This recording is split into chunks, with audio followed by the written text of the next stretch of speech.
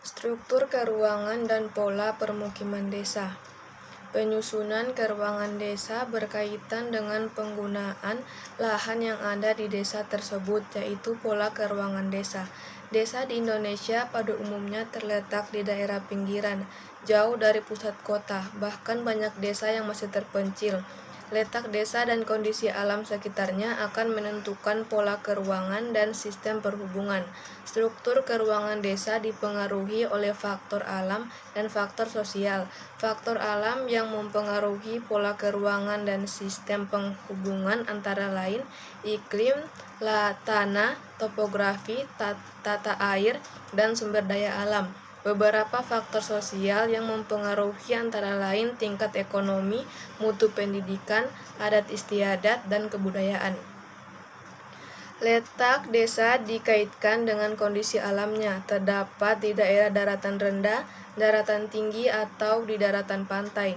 Pada ketiga letak desa tersebut, pola keruangan dan sistem perubahan yang ada akan sangat berbeda. Pola keruangan desa di daerah rendah dan daerah pantai cenderung serupa.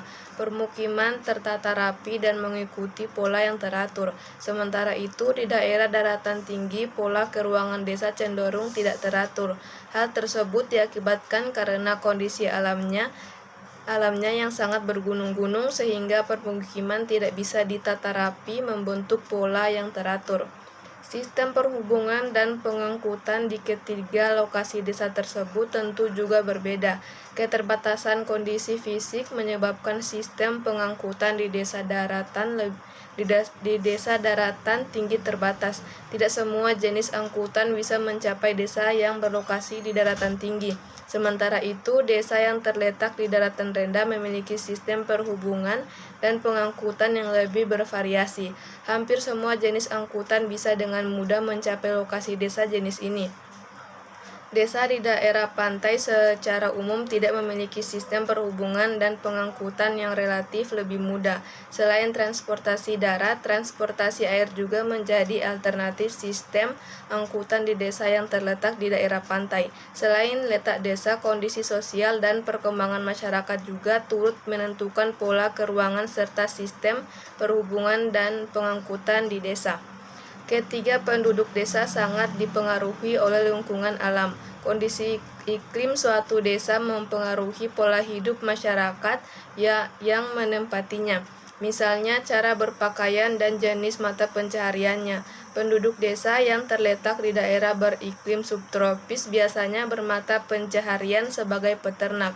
Penduduk di desa di daratan rendah bermata pencaharian sebagai peternak. Penduduk desa di pesisir pantai bermata pencaharian sebagai nelayan. Struktur keruangan desa.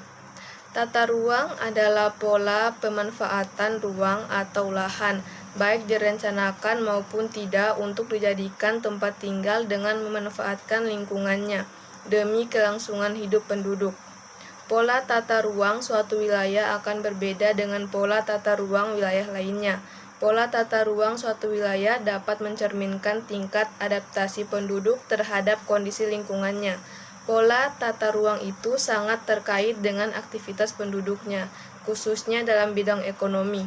Pola tata ruang desa dapat dibedakan menjadi 4 bentuk, yaitu bentuk desa linier di daratan rendah.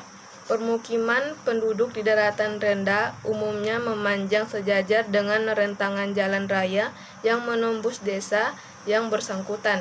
Jika kemudian secara wajar, artinya tanpa direncanakan, desa mekar. Tanah pertanian di luar desa sepanjang jalan raya menjadi pemukiman baru. Memang ada kalanya juga pemekaran ke arah kedalaman sebelah menyebelah jalan raya. Maka kemudian harus dibuat jalan baru mengelilingi desa. Jadi semacam ring road dengan maksud agar kawasan permukiman baru tak terpencil. Kedua, bentuk desa yang memanjang mengikuti garis pantai. Di daerah-daerah pantai yang landai dapat tumbuh suatu pemukiman yang mata pencaharian penduduknya di bidang perikanan, perkebunan kelapa, dan perdagangan. Jika desa pantai seperti itu berkembang, maka tempat tinggal meluas dengan cara menyambung yang lama dengan menyusur pantai. sampai bertemu dengan desa pantai lainnya. Adapun pusat-pusat kegiatan industri kecil seperti perikanan dan pertanian tetap dipertahankan di dekat tempat tinggal penduduk yang bermula-mula. Ketiga, bentuk desa ruang terpusat. Bentuk desa yang terpusat biasanya terdapat di daerah pegunungan. Penduduk umumnya terdiri dari atas mereka yang seketurunan. Pemusatan tempat tinggal tersebut didorong oleh kegotoroyongan.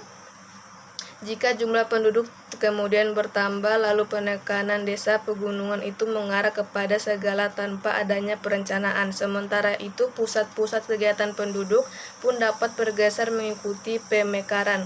Keempat, bentuk desa yang mengelilingi fasilitas tertentu. Bentuk desa seperti ini ada di daratan rendah yang dimaksud dengan fasilitas misalnya mata air, waduk, lapangan terbang, dan lain-lain. Arah pemekarannya dapat ke segala arah, sedang fasilitas-fasilitas untuk industri kecil dapat disebarkan di mana-mana sesuai dengan keinginan setempat. Pola persebaran permukiman desa terkait bentang alamnya. Pola persebaran desa dan pemusatan penduduk desa sangat dipengaruhi oleh keadaan tanah, tata air, topografi, dan ketersediaan sumber daya alam yang terdapat di desa tertentu. Menurut Sutanto 1994, pola persebaran desa jika dihubungkan dengan bentang alamnya dibedakan menjadi 3, yaitu sebagai berikut: pola terpusat, pola tersebar, dan pola memanjang. Sekian dan terima kasih.